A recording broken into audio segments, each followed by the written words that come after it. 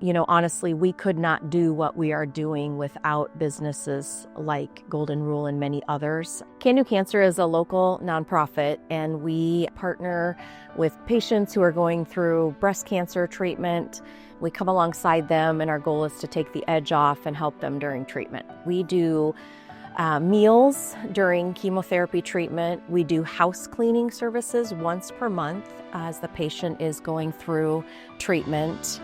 And we provide a mentoring program, so we pair patients one-on-one with a breast cancer survivor, and then we maintain a website that helps patients navigate their diagnosis. Just seeing the impact that we make with what we do and how much that helps patients, the hope that they receive after being paired with a breast cancer survivor is huge. When we receive a donation from a business like Golden Rule, we will use that to directly purchase meal gift cards for patients as they're going through chemo. And so we put enough on each gift card to feed the whole family.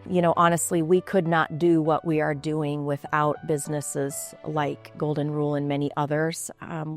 We often have people that come to us and they say, I have a fundraising idea, but it's probably not going to bring in a lot of money. To that I say, it's the collective amount that's going to make a difference. So even if, something brings in a few hundred here or $1,000 there, when we put that all together, we are able to, continue to meet those needs. If we were asked what could other businesses do to support us, the sky's the limit, honestly. We've had businesses do denim days. We've had businesses do pink outs.